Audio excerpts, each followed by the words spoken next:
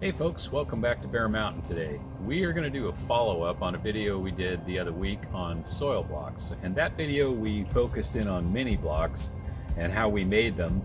We got a lot of questions on terms of, okay, what do we do with them after that? Like how do you water them? How do you take care of covering seeds and all kinds of little things like that. So we thought we'd follow up with answers on that sort of thing. And what we're doing on bump ups that's different than we used to do. So stay tuned.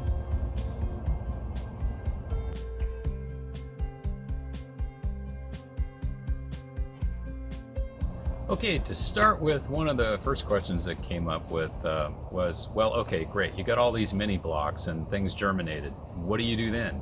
Do you bump them up? And the answer is, for us, yes. A number of people have figured out how to grow into from a mini block to a size of a transplant that would be vigorous enough to put in the ground.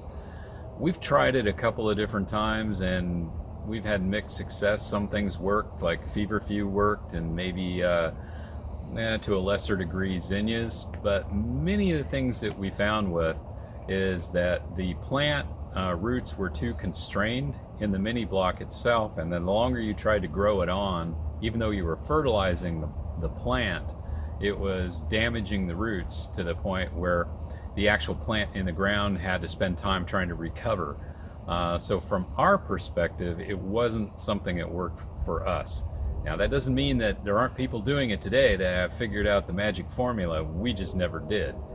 And so we have now, we have this interim step. For most of our flowers, we will bump them up.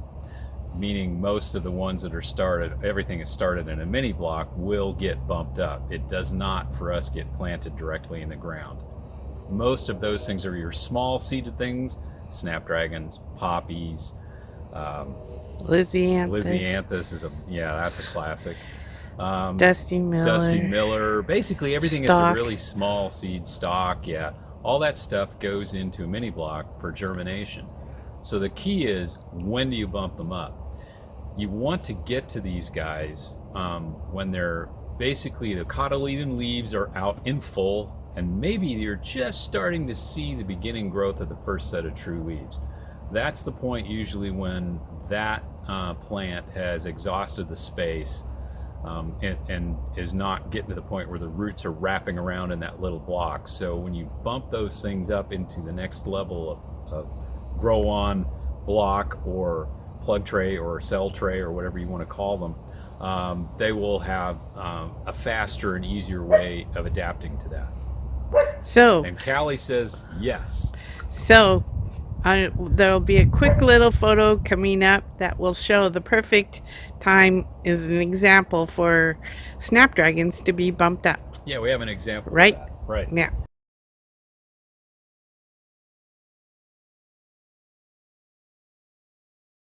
All right. From a perspective of what we have philosophically been trying to do here on the farm for years is get away from as much plastic as we can.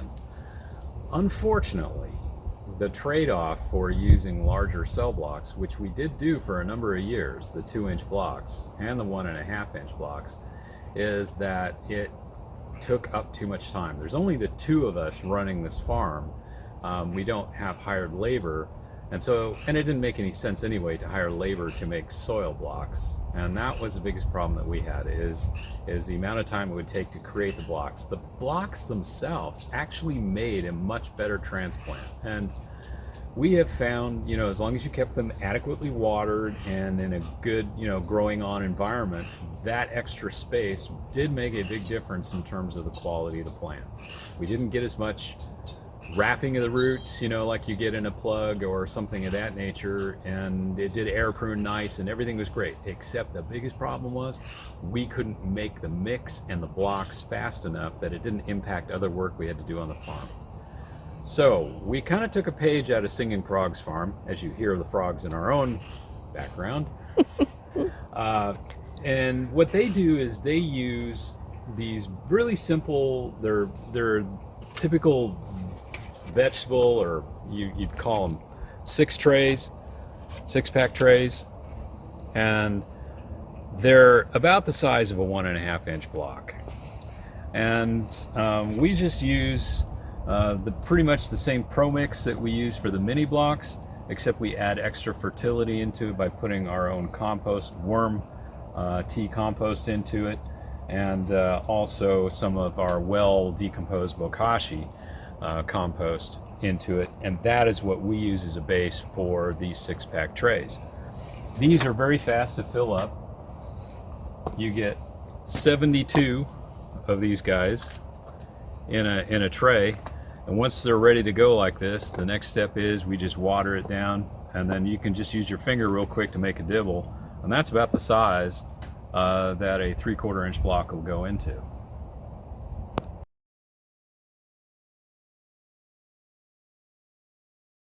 One last thing is we use these open weave bottom trays. These are very rigid. This is what the 6-packs are put into, and they'll hold 72 of them.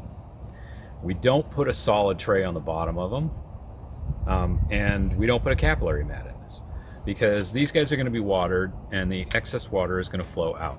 So it'll be like an overhead misting, or just a hand water overhead on these guys.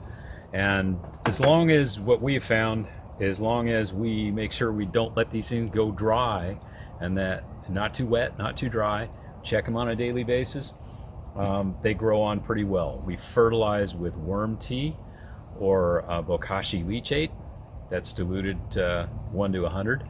And those are the two things we use for fertility to get the plant up to speed. Typically, most plants are going to be in these blocks for at least 3 to 4 weeks. Some of them a little longer. Snapdragons, as an example, are slower growers. Lisianthus are really slow growers, and they'll be in them for, well, Lisianthus could be up to like 7-8 weeks. So it just depends. One of the things that to note is why it's in a mesh is it's not going into our greenhouse or into our home. These that are growing on are in a propagation house or a crate house where water draining out of the the 6-packs. It's okay if it drains onto the ground. Yeah, because the ground is a landscape fabric. Right. The water just soaks right through. If it was in my greenhouse, I'd want a hard tray underneath it to capture water. I can't have a mess in there or in my home. But the places where these are going, it'll be brighter natural light. It's and to grow on. And it's a grow on space, and it's non-heated. Right. But like I said, most things typically are 3 to 4 weeks. Stock is maybe 3 weeks. Stock is probably the fastest, about 3 weeks. And that's all part of the hardening off, getting them prepped for the weather that we have. Right. So that's part also when we grow what we grow. Right. It has to be appropriate for the temperatures and the light levels that are this time of the year. Right. So the mix that we use, again, going back, I told you what the basic ingredients are, but if you wanted to know what the ratios are, it's probably like, it's roughly this. It's about 4 parts of the BX, the BX Pro Mix BX mix, and then 1 part of the bokashi compost. Okay, and then we also, failed to mention this, so it's important too. We also put in the extra calcium carbonate and rock dust, and a little bit of Calphos is in that mix too. It's the same mix we use to feed our worms. And then we just blend it up really well. And then as a last step, we'll dampen it with worm tea. And that is what goes to basically get the material for these bump ups. That's it. That's the initial fertilization. And then once we bump up, we continue fertilizing that going forward. Okay, so I'm ready now to do some bump ups. These are my snapdragons that I seeded on week 3. You can see here. And as you can kind of look at the side of these, if I wasn't bumping today, I would be watering these. As you can see, I've got roots coming out, but you can see that the block is a little dry. That's great when you have to bump them up, because they hold together. If they're super wet, they get kind of mushy and they don't want to go into the cell very well. This is a group that I just finished. They're in that 6-pack. Most of them have one. Snapdragons are extremely tiny for me, and as you can see, I already wear glasses. To seed snapdragons, I have to wear 2 pairs of glasses, 2 magnifying pairs of glasses to see it, and I really still can't see it. So it's a leap of faith on the tip of my little toothpick thing to the soil. And so sometimes I'm not sure if I've got it, so I may seed an extra one. And I will just put those seeds in there together, and as they grow on a little bit, and Tony's ready to put them into the field, he'll choose one and say, this looks like the healthiest one, and he will snip off the one that, so that there's not 2 of them there. But this is what they look like after they've been bumped up.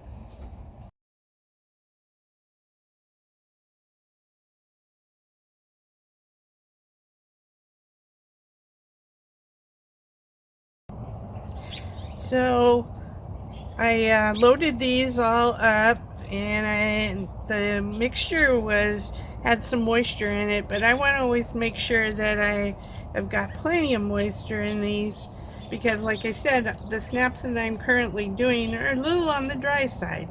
So I want to make sure that there's some moisture in it before I start to bump up.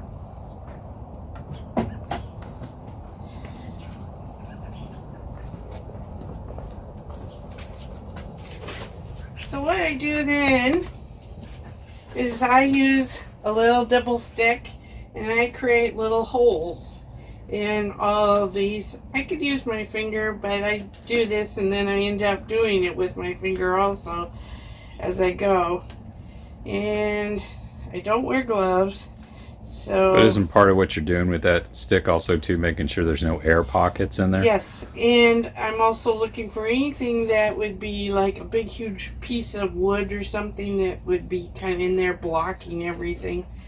But anyway, so I have these holes, and what I do when this whole thing is full is I've got a butter knife, and I can push these over and from the side to separate them. It's not that I'm cutting them or anything, although sometimes that happens. And I just take the little soil block and carefully stick it in there and just kind of push the little soil around. Make sure the next one is, and see, I've got roots there, and I want to make sure that I've tucked the roots in and push a little soil around them. And that's how I just keep going. Great little white roots right there, healthy. And I will just do this till I got them all done. So how long does it take you to do a typical tray, like 300? Probably in getting, once I got them all full, probably an hour or so, maybe. I kind of want to make sure, and I probably fuss with them more than I should, but I try and make sure that they're all in there really careful, because for me, the loss of the time is what I always worry about. What do you mean by loss of time? Well, we have a schedule because this greenhouse is really small, and we have a schedule of when things have to be done, so that when the next thing that I have to do is coming in, I have to have these done and moving on. If I mess this up and I don't do this well, and say they don't thrive, then I've lost the ability to have this type or this time of to have these snapdragons, like they're cool snapdragons. I don't get another shot at those. the time factor's moved on. I won't have the space. I won't have, literally how long it takes. I will have lost that time. So I may be slow and pokey about this in terms of wanting, to get them just right. But I want to know that I have done it at the best possible, because I don't want to miss out. Like last year, we lost them to slugs. So now I painstakingly look for slugs hiding in my trays, because the slugs ate my snapdragons and I couldn't cover that. They were gone and it was a loss, and I couldn't make it up. So we didn't have the snapdragon succession that I'd hoped to have. I have a little extra soil here in my tray here to make sure that I get them all nice and snuggled in. Okay, once you fill the tray, what do you do with them? When the tray is done, make sure I already have a label, get it loaded into my app that tells me how many I bumped up, how many germinated, how many were bumped up, and then I water it with the warm tea water that's been prepared for me. They'll be, they may sit in here for a couple of days, and then they're usually hauled down to my propagation house or the crate house to grow on. Right. Okay, tag team, I'm it. So, one of the big questions was, okay, you put this whole thing together, you put a capillary mat in it, how do you water it? Actually, watering's pretty easy. First thing is, when we plant, originally when Denise does all the sowing, that's the initial time the mat is watered. And these capillary mats, like we've talked about before, are cut to size for the tray. And it's a form of a felt, and it's specifically designed to hold water and to wick it, allow things to wick it up out of it. Okay? Some people have asked, can you use a substitute? Can you use felt? Yes, you can, but it's not as dense as this, and it may actually harbor more bacteria and things of that nature. This type is a synthetic fiber and not a natural fiber, so using a wool or a cotton or something like that probably would not work as well. And if you try to use like something that was polyester, since it's not designed the way this is to have loft in it, it probably wouldn't wick the water right. But we don't know, so you'd have to experiment. So you got to experiment. But those would be the only things I'd say that maybe might be a problem. Okay, the mat is in the bottom of the tray. Watering is pretty simple. We use, you can use a watering can. We're just using a nozzle here. It's on flood. And we're just going to wet this thing down. Put enough water in it. Let's turn it off here.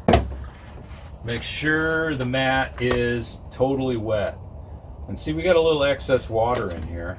That's okay for right now. So there's water underneath. And the reason why we're going to leave a little bit of extra water, not standing water over the top of it, but just a little water on the underneath of it, is because when we take this tray that needs to be watered, we're going to set it inside. It's going to make contact with the mat. But one of the important things we do is in order to start that wicking process, is we're going to roll, kind of do a round the world roll, and we're going to see if we got excess water. See, we have excess water come up. And what we're going to do is we just give it a couple of seconds around that with that excess water on the edges. What that has done is that has basically allowed every block all the way around this thing to have some initial contact with water. So now you've got a capillary type action thing going in here. The roots of these little guys are going to pull water up out of that mat. We'll just let this sit for about probably a half hour, or till, if we're watering, we typically come in and water the whole thing. And then by the time we get finished, with the last tray, we can come back and check to see if there's any excess water. What we don't do is we don't leave excess water in the tray, because that water can go stagnant, and then you start getting bioslime and all kinds of stuff growing in there. It goes anaerobic. You don't want that. Okay, but the capillary mat will stay damp enough with enough air that you can continually water these things, so these blocks are not going to dry out like in 15 minutes. You know, if you have like a really warm day, and you're just, you say you just have the blocks on a flat surface, the chances are they may dry out. Those plants could pull up more moisture out of that thing, because in the warmer environment, they're going to transpire faster. They're going to use water at a faster rate. So your blocks could dry out before you get back to them. This is kind of like an insurance policy to keep that from happening. So let's just say, for argument's sake, we've gone a half hour. We just lift the tray out. We see if there's any excess water. Well, there still is. So that's the excess water we want to get rid of. So we just dump that out. Now the mat itself is still saturated. It only holds what it can hold. It only holds what it can hold. But there's no excess water underneath the mat. The mat underneath, we can show you, is, there's moisture on the surface of it, but there's no moisture. And the other way that I know when I gotta dump it out is that when I can look at the blocks themselves, if they've looked dry prior to watering and now they look kind of glistening, sort of sparkly in the light, it means that all of the blocks have moisture now. Yep. And so anything that's left over, I just pour out, no standing water. But I can see that all the blocks now have a shine to them because they have water. And typically what we find is, because we try to bump these guys all up when they start showing their first set of true leaves, or they're just beginning to come out, we're only talking, some things are real fast. It could be like 2 weeks maybe, tops, from germination to bump up. So it's not a long time these guys are going to spend in the block, because I'm going to go back and talk about, again, we want to make certain that these roots have continuous space to grow, that they don't reach the end of the block and then end up getting, problems. Some plants can handle it, others we found definitely can't. I mean, if you want to have miniature celosia, the great way to do it is grow them in a mini block, leave it in there for 3 weeks, and you've pretty much stunted the plant. Yeah. Other plants, maybe are a little more forgiving and they'll grow out of it. But we don't want to do is we don't want to get into a situation of having to grow out of it. So that's the point of, why I work kind of precisely to do that, because, I've got things that are coming on and there's a schedule to all of this that has to be followed as close as possible. Right. I got 2 more trays of stock in the house that are going to come out in the next few days, and they're going to have to be bumped up. So leaving stuff hanging around for extra weeks is just a disaster. We gotta keep it moving. Okay, one of the other questions came up and said, well, what do you do about seeds that you need to cover? And Denise has worked out a really good program for that, but she's entrusted me to try to explain it. He's not a very good camera person. I'm not a very good camera person. I'm just talent. Yeah, right. We use vermiculite for cover. And the vermiculite, this grade is really fine. I guess it's called propagation grade. You can get vermiculite in all types of things, from really coarse and rough to, almost like sawdust to this. And so like for small seeds that need to be a cover, we'll just gradually just put a little bit of this, just kind of sprinkle it over the top and cover them. They don't need tons of cover.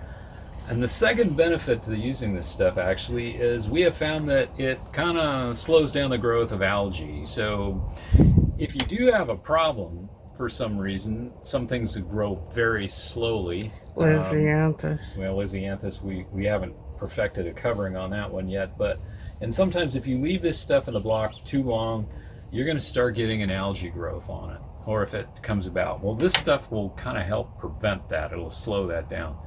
We'll use this on seeds like Dusty Miller. The one that I found worked the best is it says, the instructions say do not cover dianthus, but I sprinkle the vermiculite onto dianthus. I don't bury the seed or anything like that, but I sprinkle it on, and that has improved hugely my germination rate. For some reason, dianthus is a classic example. I was trying to think of one that stays in the block long enough, and you can use the vermiculite on it, that it definitely helps keep that algae.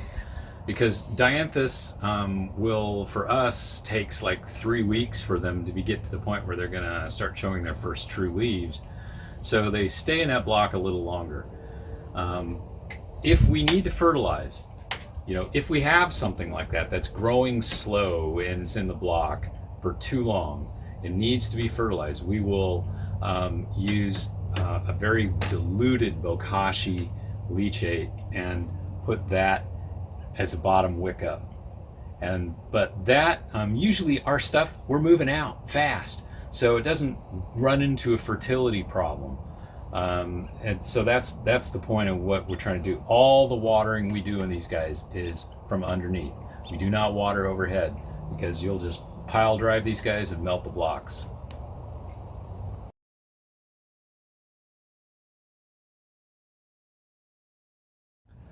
Okay, one of the last things we wanted to show was, what do we do with large seeds? An example could be sunflowers, lupins, anything that, veggies. Oh yeah, some veg fall into that. Any seed that would be too big for a mini block and was going to grow a root fairly rapidly. Sweet peas would be another one. We start automatically in the 6-packs. Okay, and we will kind of back off a little bit on the fertility mix if we're doing that. We won't put as much of the bokashi compost in, but we still will use the worm casting and the worm casting tea to kind of help start the biology out of it. But this is basically, we prepare the 6-packs the same way we do for the bumps. And then in many cases, what we're going to do is, like as an example, in this case, this is going to be some early season flowers that we are just going to use in the garden. And we covered the seed because the seed needed to be covered. We use a larger grade of vermiculite, and it's just a pretty thick covering over the top. The plant will germinate through that, and they'll typically be good to go in a couple of weeks. Here's the dianthus that we were talking about, and you can kind of see the remnants of the vermiculite that I sprinkled around it. And these are just starting to show a true leaf. So these will be on my schedule in about 3 or 4 days to bump up. Okay, well, that's basically our process. It's fairly straightforward. And maybe the slowest part of things is, well, there's 2 parts, I'd say. We spend a lot of time putting individual seeds on individual blocks. Now, we're not huge volume operation. We'll go back and say this, that would not be something you would do if you need tens of thousands of something. If you're planting acres and you're a large row crop farm of whatever it is, vegetables or flowers or what, certainly not going to do this. However, what we're saying here is just a technique, and it may be useful for a home gardener or someone who's a small scale and maybe has more diversity than they do volume. So in this case, we're not using a lot of technology here. We're just using basically a soil block and a very basic mix. And these plastic trays in the 6-packs, we do not destroy them. So we actually, when we go to plant, and we'll do a video on that at the time we plant, but the technique we get these things to drop out of these trays real easy is we pre-soak the 6-pack in, we'll just take like a mortar tray down, we'll mix up some K&F seed enhancing solution and give them a pre-soak for about 5 minutes in it, so the block gets nice and saturated, draws it up, and they slip right out. So these are actually, some of these are on our 3rd season. 3rd or 4th season, yeah. Of these 6-packs that you get from home centers and things like that. And you go, wow, they're so flimsy. They're actually not. They actually have lasted us pretty well. So we're not throwing the plastic away. We're reusing. We understand, though, on the reason why people want to use soil blocks all the way through. It's, less plastic. We get that. But we just couldn't figure out how to make it work with our operation. Yeah, if we were smaller scale, like we're still going to do soil blocks for some of our veg and stuff like that for our home garden. Right. But for what's going on the flower side, we just needed faster throughput. So that's the reason we did what we did. I hope this helps answer a bunch of questions. We really like that you asked the question. It was kind of fun trying to think of how are we going to go through and answer all these. So we thought a video would be cool. Yeah, probably a better way to do it, because that way, people can just go and look at the answers instead of having to, page through comments and try to find the answer. Right. So it's just a little bit easier for us to do it that way. So ask questions. Yeah, we do appreciate that. And believe it or not, you all got a tour of our greenhouse. Yeah. This is really small. We have 2 benches. Well, we have a hip-high bench over here on the one side, a sink, and got to have a radio in here, so we have a radio. Absolutely critical. And a storage cabinet. And I have a seat to sit. And storage. I'm too close. A couple of Costco racks we use for, they're 4 foot each, that we use for just holding the trays in between what we're doing. And so yeah, this is that's it. So anyway, thank you guys for watching today, and do appreciate everything. And if you have any comments, be sure to leave them below. And we'll link to the other video we just did on soil blocks. So if you go, hey, what's this guy talking about? You can just look at the little eye up in the corner if you want to swipe away, or it's over here, swipe away really fast. Or we'll also have a link at the end of the video on the same thing. Be sure to subscribe if you're not. Hit the like button and notifications too if you want to be notified when our next video comes out. So I want you all to have a great day. Thank you. Thank you. Bye. Bye-bye.